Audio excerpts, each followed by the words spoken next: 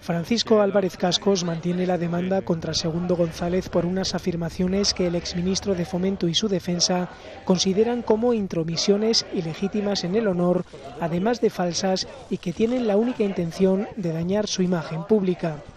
En la vista celebrada en Oviedo, el diputado de Podemos, en cambio, se ha ratificado en base a su libertad de expresión, ha dicho, en unas afirmaciones que ponían en tela de juicio la limpieza del proceso de adjudicación de la obra de la variante ferroviaria de Pajares. Álvarez Cascos, el exministro de Aznar, me ha demandado por sospechar que pudo haber prevaricación en la obra de la variante de Pajares. Vamos a seguir investigando y vamos a seguir denunciando públicamente hasta que esclarezcan todas las responsabilidades, tanto políticas como judiciales, si las hubiera. Respetamos la libertad de expresión y la libertad de manifestación, sobre todo en el ejercicio de la política, pero todo esto tiene un límite.